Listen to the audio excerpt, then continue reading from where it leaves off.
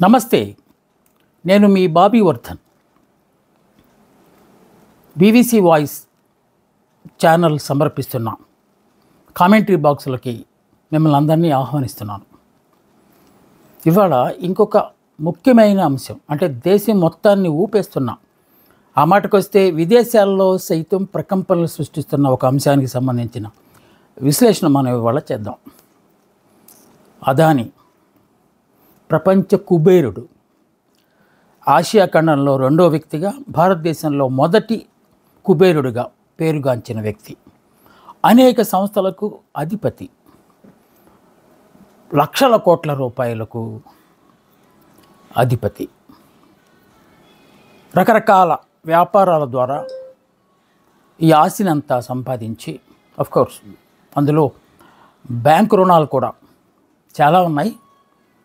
మనకి ఒక వారసత్వంగా వస్తున్న ఒక సాంప్రదాయం అనాలో మరి ఏమనాలో తెలియదు, కానీ మన దేశంలో బడాబాబులు పెద్ద పెద్ద ఆర్థిక నేరాలు చేసి, ముఖ్యంగా బ్యాంకుల దగ్గర రుణాలు తీసుకొని ఆ రుణాలు చెల్లించకుండా వేల కోట్లను ఎగ్గొట్టిన దాఖలాలు చాలా ఉన్నాయి.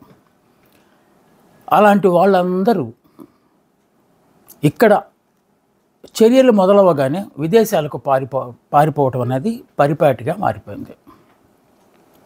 ఆ జాబితాలో చాలామంది ఉన్నారు.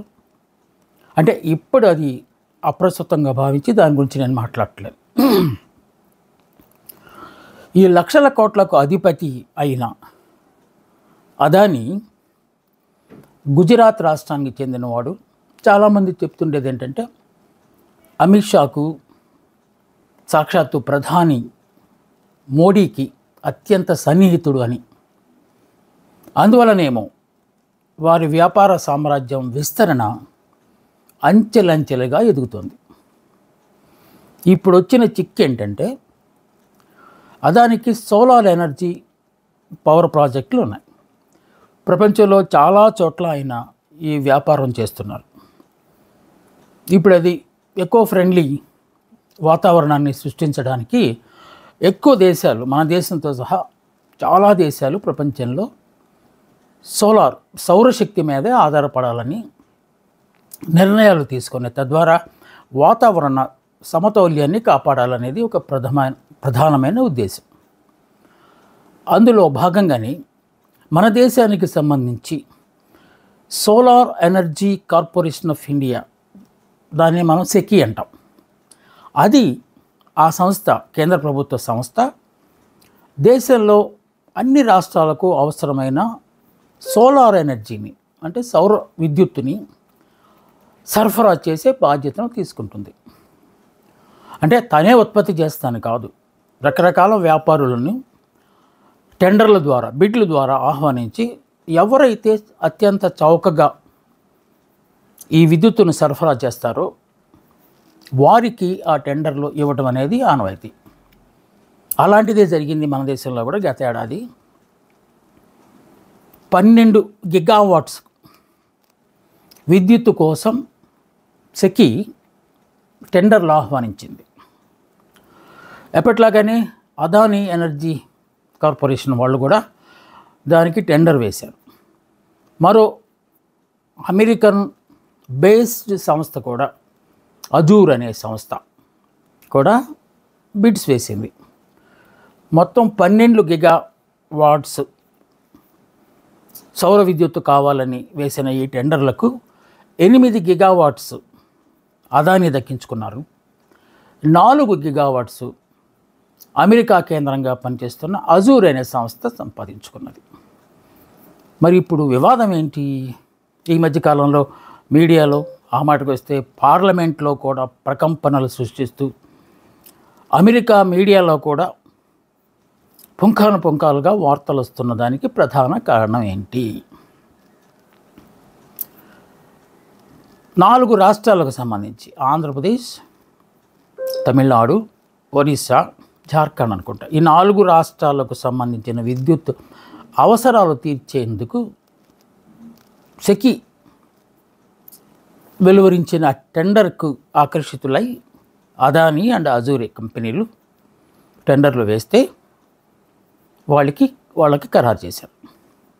కాకుంటే ఇక్కడ ఒక చిన్న మెలిక ఉంది. మన రాష్ట్రంలో మరే రాష్ట్రంలో కూడా ఉండొచ్చు. ఈ విద్యుత్ అనేది 3 అంచెల వ్యవస్థగా నడుస్తూ ఉంటుంది. అంటే జనరేషన్ చేయడానికి ఒక కార్పొరేషన్, దాన్ని మనం జెన్కో అంటాం. ఓకే. ట్రాన్స్మిషన్ చేయడానికి ఇంకొక సంస్థ ఉంటుంది, దాన్ని మనం ట్రాన్స్కో అంటాం. సో దాని నుంచి వచ్చిన దాన్ని వివిధ ప్రాంతాలకు డిస్ట్రిబ్యూట్ చేయడానికి ఇంకొక సంస్థ ఉంటుంది, దాన్ని మనం డిస్కమ్ అంటాం. ఈ 3 ద్వారా మనకంటే 3 అంచెల ద్వారా జరిగిన ఈ ఉత్పత్తి రకరకాల ప్రాంతాల అవసరాలను బట్టి అందిస్తూ ఉంటుంది. సో ఇది చిన్న నేపథ్యం. సో మనం ఏం చేస్తాం, మనకి ఎప్పుడైతే ఈ సౌర విద్యుత్తు కావాల్సి వస్తుందో అప్పుడు మనం సెకీకి లేఖ రాస్తాం. మాకు ఇంత అవసరం ఉంది ఈ ఏడాదిలో, లేకపోతే ఇన్నేళ్లలో, ఒక 10 ఏళ్ళు 25 ఏళ్ళు, ఇప్పుడు జరిగిన అగ్రిమెంట్ 25 ఏళ్ళు అని లేఖలు రాస్తాం. అది సాంప్రదాయంగా వస్తుంది. ఎప్పట్లాగా ఈసారి అది జరగలేదు. రాష్ట్రాలు కోరకుండానే సెకీ తనంతట తానే భవిష్యత్ అవసరాలను దృష్టిలో ఉంచుకుని ఈ టెండర్లు పిలిచింది. సో టెండర్లు పిలవటం వరకు ఓకే. అదాన్ని దాన్ని దక్కించుకోవటం అంటే మెజారిటీ సింహభాగాన్ని అదాన్ని దక్కించుకోవటం వరకు ఓకే. ఇక అమెరికాలో ఉన్న అజూర్ కంపెనీ కూడా 4 గిగావాట్స్ సంపాదించుకుంది. కానీ ఏ రాష్ట్రాలు తమకు కావలసిన విద్యుత్తు సంబంధించి సెకీకి లేఖలు రాయకుండానే ఇదంతా జరిగింది కనుక, ఒకవేళ ఈ కాంట్రాక్టు దక్కించుకున్న అదానీ కానీ అజూర్ కంపెనీలు కానీ ఏం చేస్తాయి, ఆ విద్యుత్తుని, సేకరించిన విద్యుత్తుని, అంటే ఉత్పత్తి చేసిన విద్యుత్తుని, అందువల్ల రాష్ట్రాలను వీళ్ళే సంప్రదించి, ఈ సంస్థలే సంప్రదించి సెకీకి లేఖలు రాయండి మీరు, ఎందుకంటే అది ఆనవాయితీగా వస్తుంది కనుక మీరు లేఖలు రాస్తే తద్వారా మీకు ఎంతెంత కావాలనే దాన్ని డిస్ట్రిబ్యూట్ చేస్తారు అని చెప్పి రాష్ట్రాల మీద, ఇందాక మనం చెప్పుకున్న 4 రాష్ట్రాల మీద ఒత్తిడి తీసుకొచ్చారనేది ఒక అభియోగం. ఆ రాష్ట్రాలు ఒప్పుకోవడానికి లంచాలు, ముడుపులు చెల్లించారనేది ఇంకొక అభియోగం. ఓకే. మన రాష్ట్రానికి సంబంధించి, మన ఆంధ్రప్రదేశ్ రాష్ట్రానికి అండర్లైన్ 1750 కోట్ల రూపాయల ముడుపులు లేఖ రాయించడానికి మాత్రమే ఇచ్చారని, దాన్ని లంచంగా ఎరచూపారనేది ప్రధాన అభియోగం. అలాగే అమెరికా కంపెనీ అజూర్కు కూడా. కానీ అమెరికాలో ఈ కేసుకు సంబంధించి ప్రకంపనలు రావడానికి కారణం ఏంటి, అదానికి అమెరికాకి ఏంటి సంబంధం అని చాలామందికి అనుమానం వస్తుంది. ఇక్కడే చిన్న తిరకాసు ఉంది. అదాని ఈ రంగంలో, సౌరశక్తి రంగంలో తన సామ్రాజ్యాన్ని మరింత విస్తరింపజేయడం కోసం అమెరికాలో ఉన్న కొన్ని కంపెనీల నుంచి పెట్టుబడులను తీసుకున్నాడు ఇన్వెస్టర్స్ దగ్గర. వారిచ్చిన ఆ సొమ్ముని ఇప్పుడు మనం చెప్పుకున్న ఈ 4 రాష్ట్రాలకు దాదాపు 2200 కోట్ల రూపాయలు ముడుపుల రూపంలో చెల్లించాడు అనేది ఫెడరల్ బ్యూరో ఆఫ్ ఇన్వెస్టిగేషన్, మనకి సిబిఐ లాగా అక్కడ అమెరికాలో ఉన్న ఒక దర్యాప్తు సంస్థ, నిఘా సంస్థ ఈ సమాచారాన్ని బయటపెట్టింది. దానికి ఆధారాలు ఎక్కడి నుంచి వచ్చాయి అంటే, ఈ కేసు నమోదైంది కేవలం అదానీ మీద కాదు, అదానీ బంధువుల్లో కొంతమంది మీద, మరో 7-8 మంది మీద కూడా ఈ కేసు నమోదైంది. ఎక్కడ రాష్ట్ర ప్రభుత్వాల మీద అలాంటి మీద కేసు అయితే నమోదు కాలేదు, ప్రస్తావన అయితే చేశారు. అసలు ఈ FBI ఈ సమాచారాన్ని సేకరించడానికి వాళ్ళకి ఆధారం ఎక్కడ దొరికింది అని అంటే, ఇప్పుడు ఎవరినైతే 8 మందిని మీద ఈ FIR అంటే చార్జ్ షీట్ నమోదు చేశారో వాళ్ళల్లో కొంతమంది చేసిన ఫోను సంభాషణల ద్వారా మాత్రమే ఈ సమాచారాన్ని తాము సేకరించినట్టు FBI చెప్తోంది. అంటే ప్రత్యక్షంగా వారు చూసినట్టు కానీ, ప్రత్యక్షంగా వారు ఈ అంశంలో పాల్గొన్నట్టు కానీ ఎక్కడా ప్రస్తావించకుండా వారి ఫోన్ సంభాషణల ఆధారంగా, వాట్సాప్ మెసేజ్లు లాంటి వాటి సంభాషణల ఆధారంగా ఈ సమాచారాన్ని సేకరించాము అని చెప్పి వాళ్ళు దర్యాప్తు సంస్థ తెలియజేసింది. ఇదే అంశాన్ని ప్రస్తావిస్తూ అదానీ కంపెనీకి వాళ్ళు సమన్లు పంపించారు.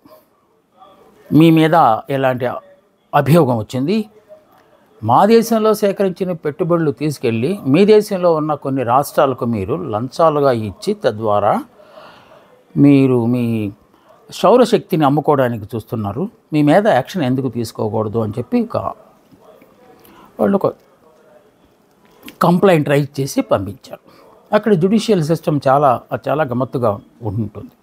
మనలాగా చిన్న చిన్న లొసుగులు ఉంటే దాంట్లోంచి ఎలాగైనా తప్పించుకోవటం, దానికి రకరకాల మార్గాలు మనకి ఇక్కడ ఉంటాయి. కానీ అక్కడైతే చాలా పటిష్టంగా ఉంటాయి. కొన్ని చాలా సింపుల్గా ఉంటాయి. అంటే ఎలాంటి కేసులు, అంటే క్రిమినల్ కేసులు, సివిల్ కేసులు అని దాని కనుక మనం విభజిస్తే కొన్ని కేసులు చాలా ప్రాధాన్యత సంతరించుకుంటాయి, కొన్ని కేసులు ఈజీగా పోతాయి. ఉదాహరణకు ట్రంప్ గారి మీద ఎన్నో కేసులు ఉన్నాయి. ఆయన ఎలక్షన్ అయిపోగానే మొత్తం అన్ని కేసులు మాఫీ అయిపోయినాయి. అంటే మన దేశంలో ఉన్న వ్యవస్థ కూడా అక్కడ దాదాపు నడుస్తున్నట్టే మనకి కనపడుతుంది.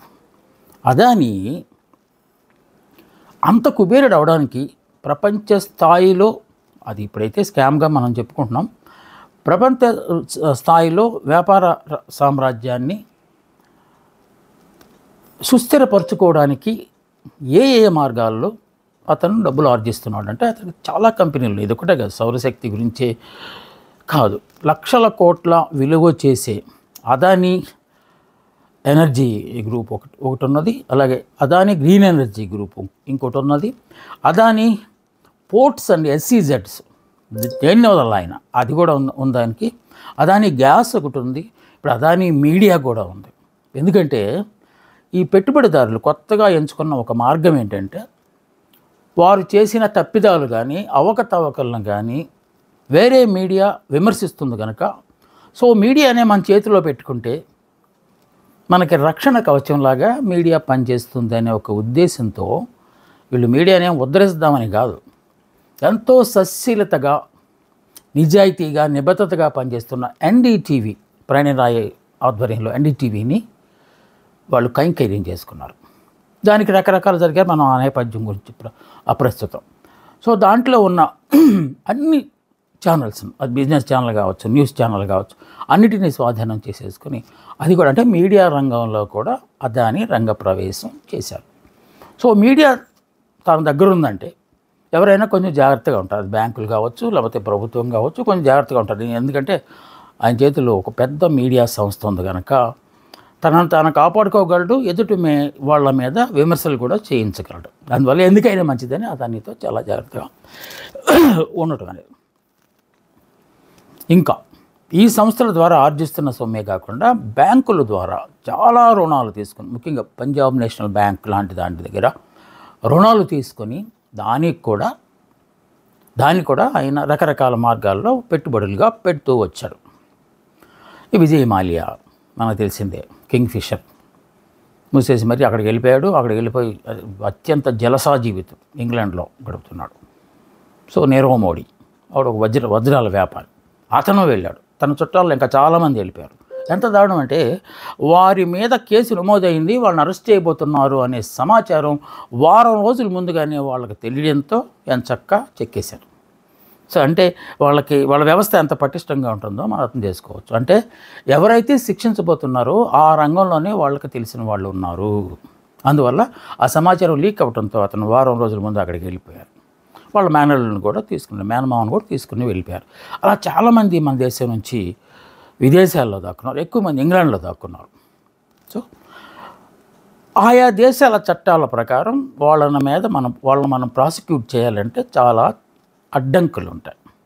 ఇప్పుడు మొన్న ప్రధానమంత్రి బ్రిక్స్ సమావేశంకి వెళ్ళినప్పుడు ఇప్పుడు ఇంగ్లాండ్ ప్రధానమంత్రిని, యూకే ప్రధానమంత్రిని అడిగారు, మా వాళ్ళని పంపించేయండి అంటే ఆలోచిస్తాము, మా చట్టాలు ఎలా ఉన్నాయో పరిశీలిస్తాము అని చెప్పారు తప్ప తప్పకుండా పంపిస్తాం, మీ వాళ్ళని పంపించడానికి ఏమి అని మాత్రం అనలేదు. సో దానికి ఒక పెద్ద తతంగం, ఇంటర్పోల్ ఉంటుంది, మన మన సిబిఐ వాళ్ళని అప్రోచ్ అవ్వాలి, వాళ్ళు తర్వాత ఆ సంబంధిత దేశానికి అప్రోచ్ అవ్వాలి, అంటే అక్కడ ఎఫ్బిఐ లాంటిదని అప్రోచ్ అవ్వాలి. వీళ్ళు మాట్లాడుకున్న తర్వాత చట్టాలు సహకరిస్తే అప్పుడు మాత్రమే మనకు అప్పగిస్తారు. అప్పుడు దాకా వీళ్ళు అక్కడ జలసా జీవితాలు గడుపుతూనే ఉంటారు. సో ప్రస్తుతానికి అదానికి అయితే ఆ పరిస్థితి రాలేదు. ఆయన ఇంకా మన దేశంలోనే ఉన్నారు, పారిపోయే ప్రసక్తి లేదు అని చెప్తున్నారు. ఇంత జరుగుతుంటే ఇదంతా ప్రపంచవ్యాప్తంగా వార్తలు వచ్చినాయి. ఎందుకంటే ఇప్పుడే గతంలో అయితే ఏదన్నా ఒక దేశంలో ఒక మూల వార్త వస్తే అది ఆ దేశానికే పరిమితం అయిపోయేది. ఇప్పుడు అలా కాదు. సోషల్ మీడియా పుణ్యమాని ప్రపంచంలో ఏ చిన్న మూలన చీమ చిటుక్కుమన్నా కూడా ప్రపంచం అంతా తెలిసిపోతుంది క్షణాల్లో. అదే జరిగింది ఈ విషయంలో. పెద్ద ఛార్జ్ షీటు తయారు చేశారు. కానీ మన ఆంధ్రప్రదేశ్ మీడియాలో విచిత్ర కథనాలు, విభిన్న కథనాలు వస్తున్నాయి. సాక్షాత్తు జగన్మోహన్ రెడ్డికి 1750 కోట్ల రూపాయలు అదాని ఇచ్చేశాడు. దానికి సంబంధించిన ఫోటోలు కూడా మా దగ్గర ఉన్నాయి. అది అమెరికాలోనే ఆ ఫోటోలు కూడా వచ్చినాయి అని చెప్పి కథనాలు రాయటం మొదలుపెట్టాడు. అమెరికాలో ఉన్న సంస్థలు కానీ అమెరికా మీడియా కానీ ఆ ఫోటోలు సేకరించిన విధానాన్ని మనం ఇందాక మాట్లాడుకున్నాం. ఏది వాట్సాప్ సమాచారాలు, సంభాషణల ద్వారా మీటింగ్లు వచ్చిన ఆ ఫోటోలు పెట్టారు. ఆ ఫోటోలు ఎందుకు ఎక్కడ జరిగినాయి కూడా చెప్పడానికి వీలు లేని పరిస్థితులు ఉన్నాయి. అదాని జగన్మోహన్ రెడ్డి కలిసిన మాట వాస్తవం. ఒకసారి కాదు, చాలాసార్లు తాడేపల్లి ప్యాలెస్లోనే వాళ్ళు కలిశారు. ఏ అంశాలు సంబంధించి వాళ్ళు మాట్లాడుకున్నారని తెలియదు. లంచం ఇవ్వడానికి డైరెక్ట్గా అదాని వచ్చేసి మన జగన్మోహన్ రెడ్డి గారి చేతిలో పెడతారని అయితే మనం అనుకోవట్లేదు. సో ఏదేమైనా మొత్తానికి దేశం తాలూకు పరువు అదానీ తీస్తే ఆంధ్రప్రదేశ్ రాష్ట్రం పరువు జగన్మోహన్ రెడ్డి తీశారని చెప్పి వార్తల్లో వచ్చింది. చంద్రబాబు నాయుడు కూడా అసెంబ్లీ సమావేశాలు అవుతున్నాయి అప్పుడు అక్కడ మాట్లాడారు. మన రాష్ట్రం పరువు తీశాడు ఈ పాత సీఎం అని చెప్తున్నారు. సాక్షాత్తు జగన్మోహన్ రెడ్డి గారి సోదరిమణి షర్మిల గారు కూడా మన రాష్ట్రాన్ని తాకట్టు పెట్టేశాడు, ఆయన మీద సిబిఐ ఎంక్వైరీ జరగాలి, ఇలాంటి డిమాండ్లు అప్పుడు చేశారు, ఇప్పుడు కూడా ఇంకా చేస్తూనే ఉన్నారు. ఇంతకు ఒక కీలకమైన అంశాన్ని ఇప్పుడు మనం మాట్లాడుకోబోతున్నాం. జగన్మోహన్ రెడ్డి పేరును ఛార్జ్ షీట్లో ప్రస్తావించారా, అలాగే ఒరిస్సాకు సంబంధించి ఆ ముఖ్యమంత్రి పేరు ప్రస్తావించారా కాదు అనేది అక్కడ మనకి అర్థమవుతుంది. అక్కడ ఏమైనా ఉంది ఆ ఛార్జ్ షీట్లు అంటే అఫీషియల్స్, కన్సర్న్ అఫీషియల్స్ అని ఉంది. కన్సర్న్ అఫీషియల్స్ అంటే విద్యుత్ శాఖకు సంబంధించిన కమిషనర్లు లేకపోతే సెక్రటరీలు వాళ్ళు అయి ఉంటారు. ఒకవేళ మనం ఇంపార్టెంట్ పర్సన్ అంటే మంత్రులైన అయి ఉండొచ్చు అనేది ఒక ఊహాగానాలు ప్రస్తుతం నడుస్తున్నాయి. అంటే దానికి అర్థం ఏంటంటే ప్రత్యక్షంగా జగన్మోహన్ రెడ్డి ఈ 1750 కోట్ల రూపాయల లంచాన్ని పుచ్చుకున్నాడు అనే దాన్ని మాత్రం వాళ్ళు ప్రస్తావించలేదు. ఇక్కడ మాత్రం ఆ అర్థం వచ్చేలాగా మన వాళ్ళు ఇక్కడ వార్తలు అయితే రాస్తున్నారు.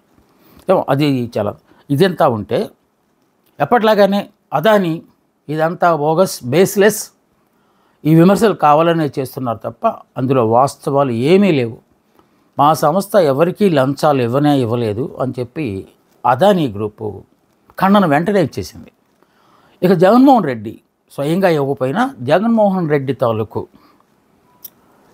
స్పోక్స్మెన్ అంటే ఇప్పుడు ప్రస్తుతం బాగా యాక్టివ్గా ఉంటున్న వ్యక్తి పేర్ని నాని, ఎందుకంటే ఆయనకి కొన్ని విషయాల మీద మంచి అవగాహన ఉంది కనుక వారు ప్రెస్ మీట్ పెట్టి చెప్పారు అసలు జగన్మోహన్ రెడ్డికి అదానికి మధ్య ఏం జరిగింది, అసలు సంబంధమే లేదు కదా. రాష్ట్ర ప్రభుత్వము సోలార్ ఎనర్జీ కొనుక్కోవడం కోసం ఒప్పందం చేసుకున్నది కేంద్ర ప్రభుత్వ సంస్థ అయిన సెకీలో.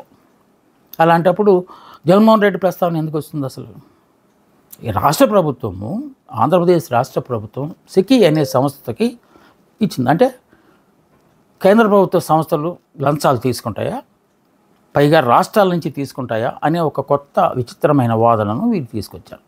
అంటే మాకు అసలు దాంతో సంబంధమే లేదు అని రాష్ట్ర ప్రభుత్వం అంటే పాత ముఖ్యమంత్రి గారి తాలూకు పార్టీ వాళ్ళు ఘంటాపథంగా చెప్తున్నారు. అయినా సరే చర్చ నడుస్తోంది. మళ్ళా కొత్తగా షర్మిల కూడా ఎట్టి పరిస్థితిలో జగన్మోహన్ రెడ్డిని అరెస్టు చేయాల్సిందే అని చెప్పింది. ఈలోపు పార్లమెంటరీ సమావేశాలు ప్రారంభమైంది. పార్లమెంట్ సమావేశాల్లో రాహుల్ గాంధీ ఎత్తుకున్నారు. మేము ఎప్పటి నుంచో ఉన్నాము, అదానీకి మన ప్రధానమంత్రికి ఉన్న లింకులకు సంబంధించి వాళ్ళిద్దరూ చాలా దోస్తులు, ఈ విషయంలో కూడా ప్రధానికి ఖచ్చితంగా భాగస్వామ్యం ఉండే ఉంటుంది అని సిబిఐ అత్యంత వేగంగా ఈ కేసు టేకప్ చేసి అదానీని అరెస్ట్ చేయాలి అని చెప్పి వాళ్ళు అక్కడ డిమాండ్ చేశారు. అది కాంగ్రెస్ స్టాండ్గా చెప్పుకున్నారు. ఇందులో భాగంగానే కాంగ్రెస్ స్టాండ్ అని చెప్పేసరికి మనకు ప్రక్కన ఉన్న రాష్ట్రానికి మనకు విపత్తు వచ్చినప్పుడు, ప్రకృతి విపత్తు వచ్చినప్పుడు మనకు కూడా 100 కోట్ల దాకా అదాని విరాళంగా ఇచ్చారు. అలాగే తెలంగాణలో స్కిల్ యూనివర్సిటీ ఏర్పాటు చేయడానికి మరో 100 కోట్ల రూపాయలు ఆయన విరాళంగా ఇవ్వజూపారు, అంటే ప్రకటించారు. దానికి సంబంధించి ఇంకా సొమ్ము జమ కాలేదు కానీ ప్రకటన అయితే చేశారు. స్వయంగా అదాని రేవంత్ రెడ్డి గారిని కలిశారు. ఇప్పుడు ఈ సంఘటన జరిగిన తర్వాత రేవంత్ రెడ్డి గారు నిన్న మేము ఆ 100 కోట్లు తీసుకోబోవటం లేదు అని చెప్పి అదాని సంస్థకు లెటర్ రాశారు. ఇది పెద్ద వివాదాస్పదం అయింది కనుక వివాదాస్పద వ్యక్తులు ఇచ్చే విరాళాలను మేము తీసుకోలేదు, అది మా పార్టీ స్టాండ్గా మేము భావిస్తున్నాము, మా కేంద్ర పార్టీ కూడా అదే చెప్పింది అని చెప్పి ఆయన చేశారు. మరి ఆంధ్రప్రదేశ్ రాష్ట్రం ఏం చేస్తుంది అంటే చాలా కొన్ని అంటే ఒక వర్గం మీడియాలో వస్తున్నది ఏంటంటే చంద్రబాబు నాయుడు దానికి సంబంధించి పెద్దగా మాట్లాడకపోవచ్చు. ఆ రోజు ఆవేశంగా ఒక ప్రకటన అయితే చేశారు కానీ ఆ తర్వాత ఆయన ఏం మాట్లాడకపోవచ్చు, సైలెంట్గా ఉండిపోతారు. ఎందువల్లనంటే చంద్రబాబు నాయుడు కూటమి ప్రభుత్వం ఎన్డీఏలో భాగస్వామి. ఒకవేళ ఉంటే గింటే అదానీకి మోడీ ఆశీస్సులుంటే, సో అదానీకి వ్యతిరేకంగా బీజేపీ లింకులున్న రాష్ట్రాలు మాట్లాడతాయా? అందుకే పవన్ కళ్యాణ్ అయితే దీని మీద ఏం మాట్లాడలేదు. తొలి రోజు అందరూ కొంచెం ఆవేశంగా మాట్లాడారు. ఈ లోపు వాళ్ళకి సిగ్నల్స్ వచ్చినట్టున్నాయి, అందువల్ల ఇంకా ఏమి మాట్లాడటం మానేశారు అనేది ఒక అప్పటి విద్యాశాఖ మంత్రి విద్యుత్ శాఖ మంత్రిగా ఉన్న రెడ్డి గారు రంగంలోకి వచ్చారు, అంటే తెర మీదకి వచ్చారు. ఆయన అర్ధరాత్రి నన్ను లేపి సంతకం పెట్టమన్నారు అని చెప్పి ఆయన ఒక వాదన చేశారు. దాన్ని కూడా వైఎస్ఆర్ కాంగ్రెస్ పార్టీ శ్రేణులు తిప్పికొట్టారు.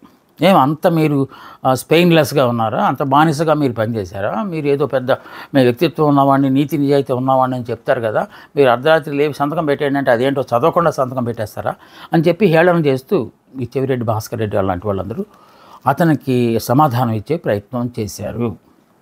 ఇప్పుడు నిన్న పార్లమెంట్ సమావేశాలు ప్రారంభమైన నేపథ్యంలో దీని మీద చర్చ జరగాలని ప్రతిపక్షాలు పట్టుబట్టారు.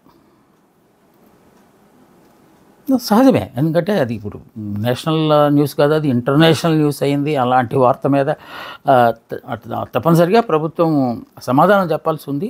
పైగా ఈ ఆపాదం ఒకటి ఉంది కదా, ఇది అదానీ గారు మోడీ గారికి, అమిత్ షా గారికి చాలా దగ్గర సాన్నిహిత్యాలు ఉన్నాయని చెప్పి, సో ఎలాంటి అపవాదులు వస్తున్నప్పుడు తప్పనిసరిగా స్పందించాల్సి ఉంది. కాకుంటే ఆ సమావేశం అయిన తర్వాత వెంటనే అటు రాజ్యసభ ఇటు లోక్సభ 2 వాయిదా పట్టడంతో ప్రస్తుతానికి దాన్ని ఆపేశారు. దాదాపు 2 లక్షల కోట్ల విలువైన